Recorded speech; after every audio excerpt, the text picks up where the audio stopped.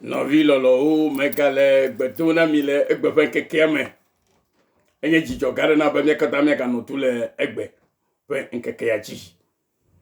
Le aƒetɔ ƒe lɔlɔ̃nu tae, menye le enye ƒe lɔlɔ̃nu o, menye le wò hã lɔlɔ̃nu o, ke le aƒetɔ ƒe lɔlɔ̃nu tae.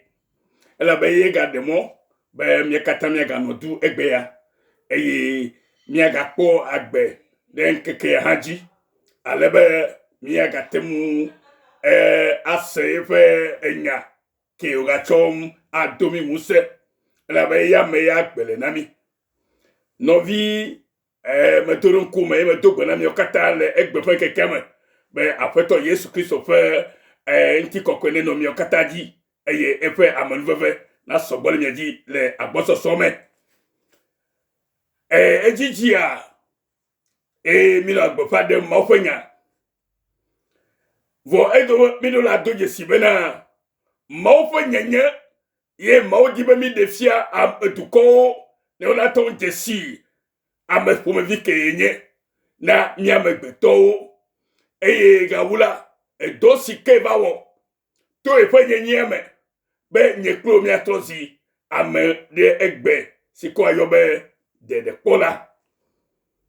Bible gblɔ be ela dzesi nyateƒe eye nyateƒea na be atrɔ zi ame vovo. Eye nenye be Yesu Kristo ke nye Mawu ƒe nyenye ne eya na be evo la ke etrɔ zi vovotɔ vavã. Mía katã minya be Yesu Kristo la meva wɔ dɔa ye wòdo kpe wɔwɔ o. Ewɔ dɔa ɖe nye kplo ta be míakpɔ ɖeɖe, míakpɔ xɔxɔ, míakpɔ agbe. Nɔvi, ke míame siwo yɔ ɖe, siwo nye egbetakpɔlawo, eya ta enye ame gblɔna be ame ɖeke megayɔm be prophète alo enuya docteur o. Ne wòanyo la yɔm ko bena nɔvi le Kristo me alo pasteur alo egbetakpɔla. Elabe nu katã magblɔ be esia ɖo elabe esi ke Mawu yɔm la meyɔm be apostolo, meyɔm be docteur o, vɔ egblɔ be edɔm ɖe dɔa gbe abe ambassadeur alo egbetakpɔla ke xɔa nya tso eya ƒe nume hetsoa na yeƒe dukɔ. Ame ma ye menye, meɖe kuku na mi. Game ɖe su be mianya nu sia.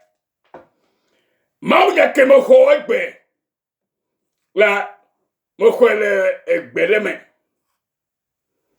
si ke nye français gbe eye nya ɖe gbɔgblɔ na be quiconque qui se dit homme de Dieu, révérend, pasteur, serviteur de Dieu, docteur, apôtre, chrétien et chrétienne, mais qui supporte toujours le mal, n'est pas un chrétien de Christ. Il y a là le boklombe, ame siame, si ke yɔ eɖokui be yenye pastor, yenye Mawu ƒe ame, alo yenye Mawu ƒe dɔgbedela, alo yenye apostolo, alo yenye docteur, Mawu ƒe enyagblɔla, alo egbetakpɔla, alo bubuawo ke egbe ye mi le tsɔtsɔ na mía ɖokuiwo ke menye Mawu tsɔe na mi o. Eye kristotɔ ŋutsu kple kristotɔwo nyɔnuwo siwo gakpɔtɔ nɔa nugbegble dzi dem la, womenye kristotɔ ke tso Kristo me o. quiconque qui se dit homme de Dieu, serviteur de Dieu, apôtre, docteur, évangéliste, pasteur,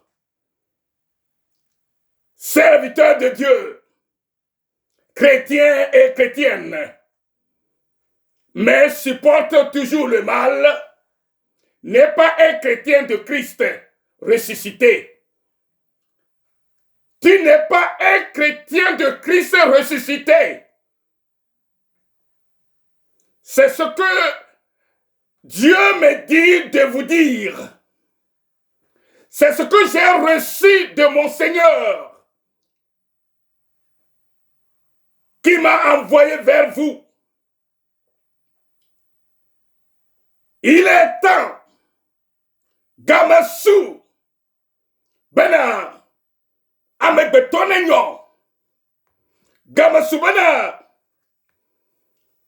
Amebeton Kedibe Akwagbela, Nanyo. Et si Paulo, Presila Sochoma Maunya Europa, spécial Philippia,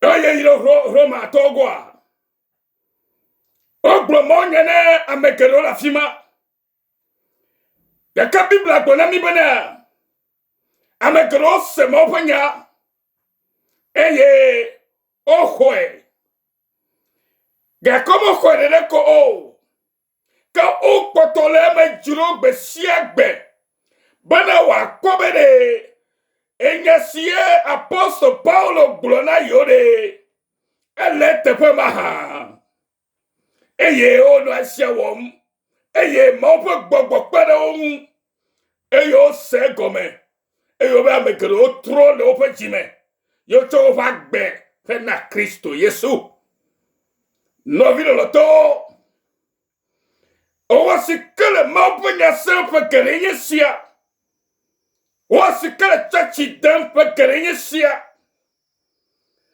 Zinene Jura Mopo Nyamo, Nenyaba pastor on la taloji, Nenyaba reverend on la taloji, Nova télévision dit, non les radios dit, et yo de pepa, yo boba mon pepa de yo le Nyasio bole, novigne, de enote, ehwe, eye juro me koa, besie bobe ya kobede, nyate fo gogoda yemaha.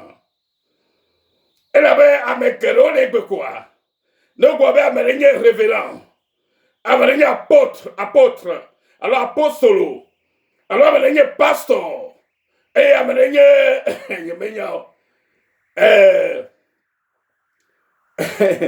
le koyana moha.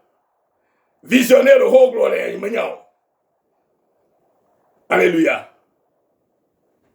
Alors prophète. Prophète. Yo ba amalonye prophète. Amalonye betakola.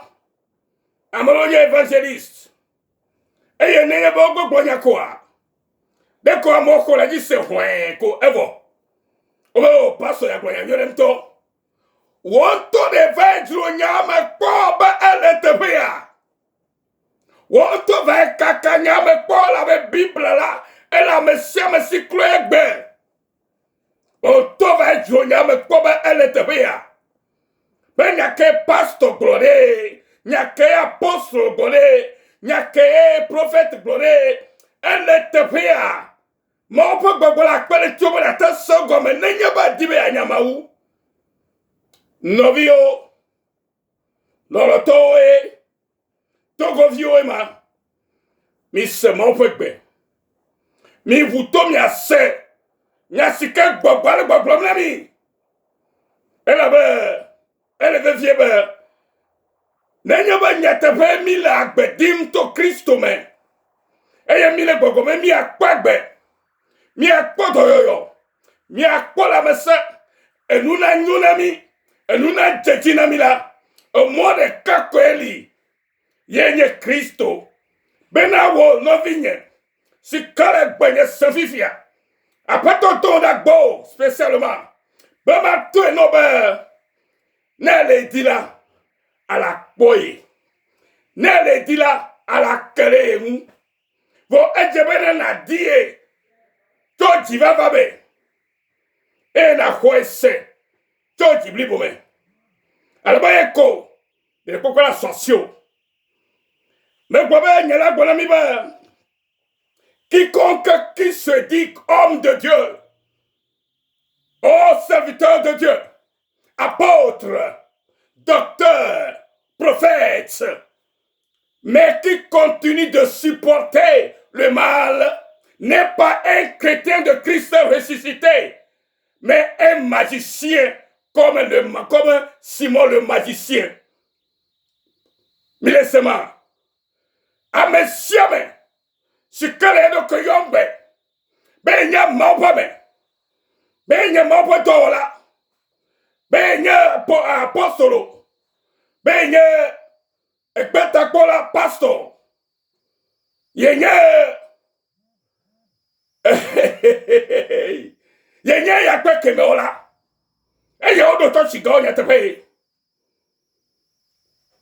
Vo yo ba me ba poto amomo tongo ba poto bale de demne gbegbeji alo bale gbegbe pa paji alo diere gbegbeji la o menye Kristo to o menye Kristo to kenye Kristo ke fola mkukoto moto ke otro onye magic wala o abe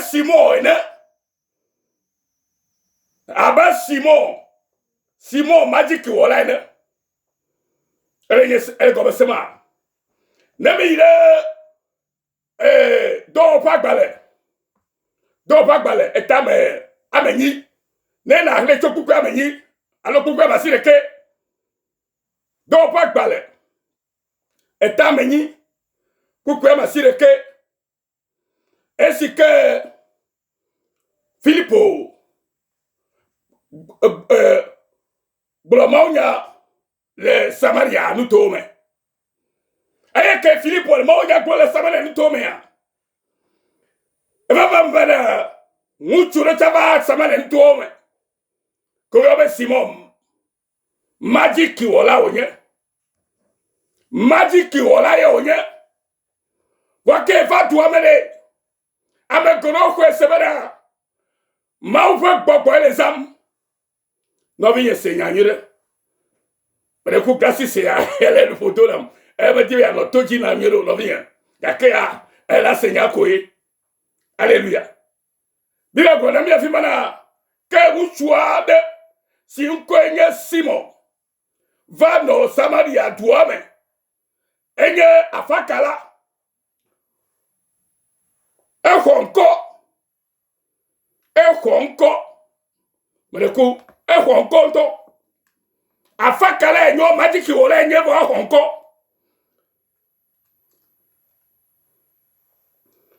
La Bible dit qu'il y a un homme nommé Simon qui est dans la ville de Samarie. Il était là depuis. Mais c'est un magicien. Un magicien de haut chemin. Et la Bible dit, Alléluia, que nous soyons si un cogne, Simon va dans Samaria. Douame. Eye, Alléluia homo. Yeha, okwabe nyamega. Eye, on a fakam, ehonko, adele epe, nukunu wawota, eye muchu ona, eye mutoda, nkode edokujiba, yenye ga. Amo kata kude emu, ame nkuta o, ble ame, ble o hasia, eye o dankode jiba, ame sienye, maupe musa, si oyonabe musekala. Hey, no vinyele yasema. Amo dankore jibere. Ame sienye. Maupe edo la abesi enye mauve nguse si oyo na be nuka be nguse gala gaka bibla bona mi bena amo je yo me ho la bena ena ba o nu kuna do apa afaka ka me ei di diare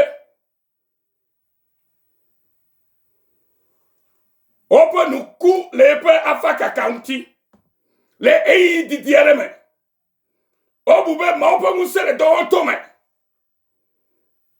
no vien nene makayo le eske Paulo be Silas o ha Europe anto me le Philippi nyone tala fima na fakam ke po ye po enia Paulo pe Silas o le ma nya gomla o ira godo para nyone sa jo yo me be mi kwa mo pa mo yesia ma ole ma po ntiko ko desia le do pa gba ta wi ate kuku wi ate toyi na ko kuku wi ate we ni apo we sia sigere nke to som Paulo va gbo be me desena gbo kelemo na dogolo mo kaba pole kabo na ya ele go be se ere ho mo di sema mi to ba te fe ya le agbale sikemi le sikeye do pa gba ta ni esike miano vi Filippo il est Samaria nu tome me di bela se gama vivere le Samaria tome obe muchu le tala fima ko yo be simo enya fakala e wona matiki e ko bana edona ga hey edona asiwi ke ya mo matenko e come lo si otoko e yo kuna tira alome be ye kuna tira alome e America mato la bo mato kutira alome e chema kole e yo kuna tira alome gbogbo kole le se ma he to pole na mo onu egbe ne ma tutu amole odo gaga mo gbogbo me fe alo wi ke ye wo ya mato pole nku onu ne ma obo fun ku no ma pe o bo mi nyao mi jesio wa la fo bluna mi le duome wa le mi agbem le duome wa le nu bebla ji dan le duome na ma ye no toko ma no ne ma gbo toko la to ho vo agbela pastor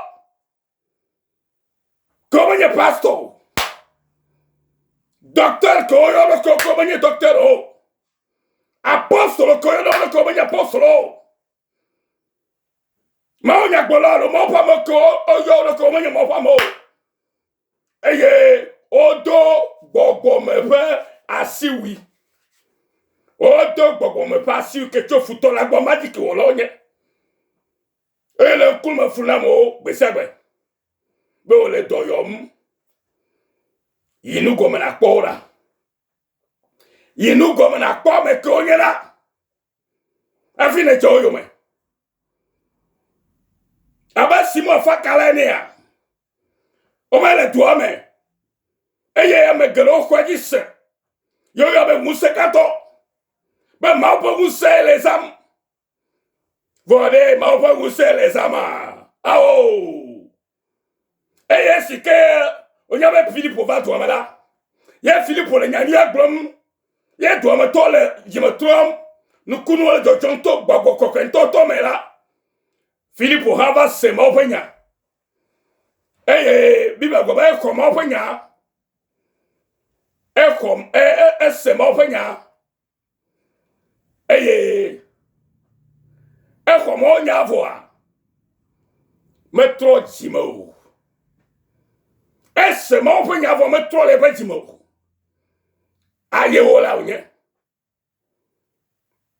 me de kuku nye me de kuku me de blonko kakari dinami ba me somi le o docteur ogbe ga me susugbe fifilai mo ja de ha me somi le apostle ga me susugbe fifilai ela bo blebi sugbo va dare ouve kaka mo me dibe ye pa mo na chiro e ata me le papa de na o to ko vile la file le nya sem be nenya ba amene be nya ma opa me e yo ba supporter na nu begble alo dia nu begbe dila nya ba be nya ma opa me ma o me nya Christophe a Cristo toke to Cristo ke fola me kuko do me to yo magic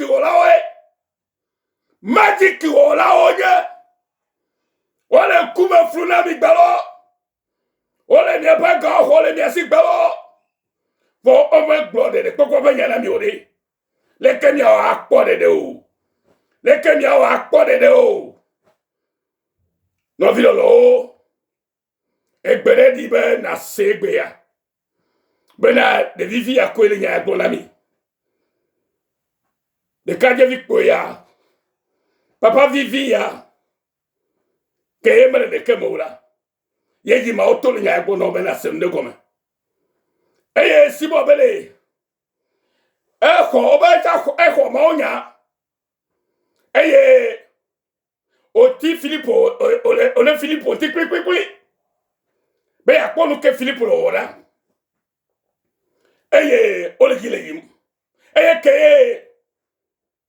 yo ese bi ke preto ocho Jerusalem va Samaria la ho ga to gbara mota eye mo ho gbogbo kokwi eye sikeye Simon magic wala ke metro Simon ase ma onya voko da sira mo dia mo ho gbogbo kokwi o ye go metro le va Simon e ko ma onya voa gake metro Simon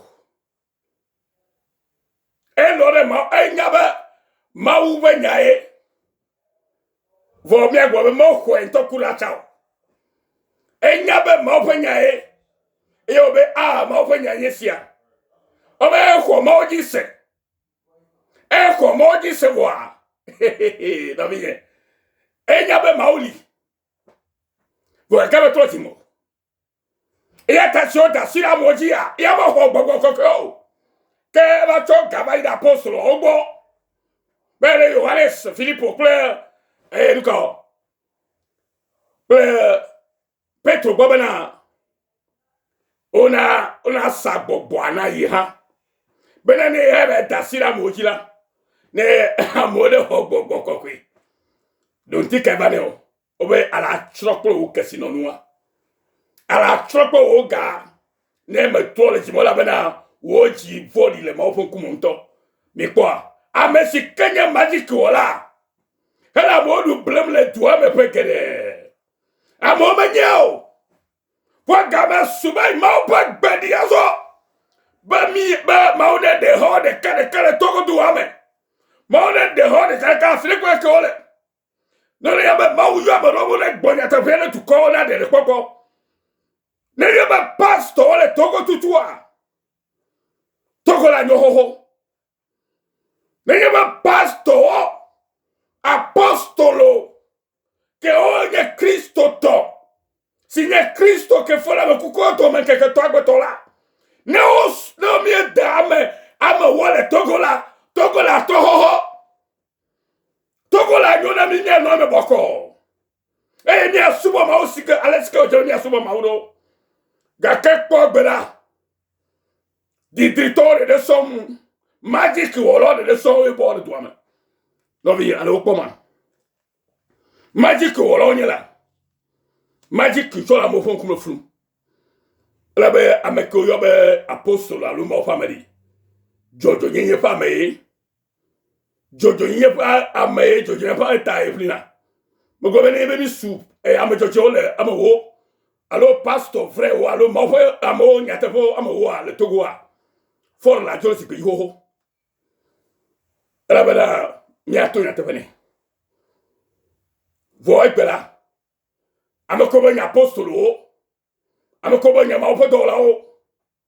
Wa o ele nu beble jidem. Yeta e ya no vi for bal fuma. Ya mo vodo que le doama. Conseil me force yo. Ici yamale si o. E mi ameko, mi nya maopo male si chamale ne osi o. Mo mo fo na mia. Ba nde nu ya le male te boa. Male te boa, me yebe to America.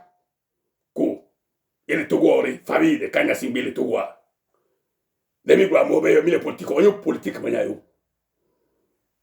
Quiconque qui se dit homme de Dieu ou serviteur de Dieu et qui continue à supporter le mal n'est pas un chrétien de Christ ressuscité. Il est un magicien de grand chemin, comme Simon le magicien, qui veut aussi recevoir le Saint-Esprit. Mais il n'est pas repenti. Il a écouté la parole de Dieu, de la bouche de Philippe. Mais il n'est pas bon, il n'est pas né de nouveau. Parce que il croit recevoir l'Esprit de Dieu sans naître de nouveau. Tu ne peux jamais le recevoir comme cela. Il croit que c'est avec son argent qu'il peut sauver, qu'il peut recevoir le Saint-Esprit de Dieu. C'est ce que beaucoup de gens qui se nomment serviteurs de Dieu aujourd'hui, dans notre cher pays, le Togo, ils s'amusent avec la vie des gens. Seulement, ils veulent leur bénéfice pour que leur vente soit développée et qu'ils aient beaucoup de maisons et qu'ils disent qu'ils sont des prophètes, de quoi, je ne sais pas, je ne sais quoi. Que cela cesse maintenant. Parce que la vérité, le temps de la vérité a sonné. Et que les cœurs doivent être sauvés par Jésus-Christ. Sa vraie parole. Alléluia. Amesia meke benye Christo to. Allo Christo nyon muchu. Allo pastor. Allo betakola. Allo apostolo. Allo prophète. Vous battez nous beglezi. Nous beglez comme on a cité. Vous benye ma femme à la padala. Ma femme mettait nous beglezi. Ma femme elle comme nous beglezi. Allez c'est bon. Mais pas le bon, mais ma femme mais dire nous beglezi. Na nye pastor tout. Ne mi damo wale Togo. Nye pastor nye te to la. Togo la tro ho. Ela ben na den bebe jo. Ne mi jo bebe. Fo. Vonya ka bago. La be pa nya ma jo nye te ho. Ma nya me ka ko no si pe ka tro lo. Va mo bele no ma ti dem. Ela bela ole wo fo do ham. Ma be no mo ne note. Yima nya me ko. Vo mo we do. Ma gbe na mi. Be no mo no te Togo. E fa ka mo no te Togo. Bokono la mikole mi o paso sta mi la mikole himba. Mi la problem. No mi yo mi to nyama. No bo nyama o nyama mi la mi to me. Ngeke be sebe. Ne mi ko bo nya ke bo ko la problem le ma bo nya le te. Wo le botroi. Wo ta yi to le mi afuru. Mi ga lo re wo nya ju. Me no mai ma o to mi ma. No mo lu la note. Amo yo pepe vo ga l'argent. Va bloquer comme et autre bon pata. Nous que o ma wala o le wom. E go mo gba ni ma fa. Ma o go ho. Ma go. O to manya. La mo nyar kan ba usu bablo. O bla mo kaka nyar kan ba usu. E nous ga asiu ya la fuzare. Awu ko cho dasile gbogbo mo le cho awu ko do. Gbogbo fa ko do ri. Ye bi mi lo ko ba mo to ri. Mo ya mo yo lo. Gbogbo bubu ele ozam. Mi kwa. Ne ma ye lo Togo nyo ho no vi yo. E be ma fa mo Togo nya te be Togo nyo ho. La bo ma dem be me ke ji pere bero. E ko no ko la bre. La be ma fa mo yo ye nya cho che fa mo. No vi yo. Ma o le ira mi do. ne be mi atoba nya ya bonne ke bena nya bena Amerika ba ga yi magic wala le Togo wala le Togo vieux fumu mi gbe mo hangbe bena do na va Togo ni baji e Togo vieux na troti me ne wa ton subo mawu ke ye ma fa falo alléluia magic wala wa subo Togo apa magic wala o ole ni ka o to no la mo po flum wa subo Togo anto mais mi yesu mo lo nyama never more que ce moment melo nyama la be kam super adalo ade nya pe alo wikomi to lo le chikura sime asi echinya asi ate obechi asi moto na simo ya mi kura sime mi blamo mi dogbo ko me ga mi dogbo ko me fe asi wi mi wonwa mi nyami mi ko ho o de semi mi da sinu ma wo le mi agbo ma onya toto ne le vola ko de mata Kristo baro la ba nenye be mi me ne mo la ke mi la gba kure mi ontoji la be ka wo sube ma wona de ha mi ma o ala de ha mi godo ma o ya nya ma trona ma tro ma de tro ko ma la de ha ka mo su abre ke o de ha simo le gene simo magic wala o de he ebe ha ko ma o jise ese ma o fanya ko be ho jise satra ka ko ma o jise ya satra nya be ma oli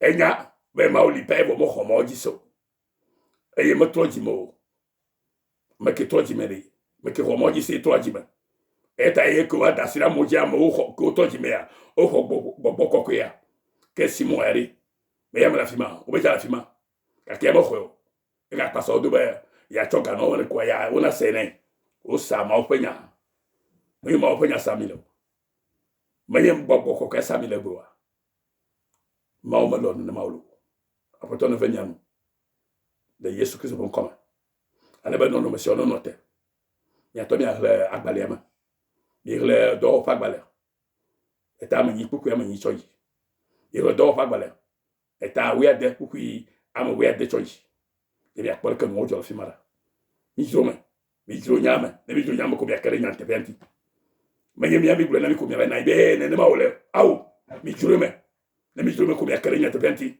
ka me go yo paso ya ma we yo nyante ba mbele jula onu nya fun gbesi agba na mere gbo cho se kan mi va e ma to gbera ta o enu la nyino ayi moji mo kaji o ayi mo kaji o to va ma to gbera ta o bra jiri ma o do viji dare ho ne ndele amore karo o to o gbofu o de fu va gbogbo mo fi se o wa be le vidi le ka mi agwa ma vo official be va le ami adia gbogbo koko e mo lo na ma boko mo lo an mo e ta mi to na pa jima kaba kama su be mi to nya te pera mi mo pa mo ya nya te potona mo fa nya te po to ma nya pun fora ni choya na ko mi ja do ne lo na hom le e pa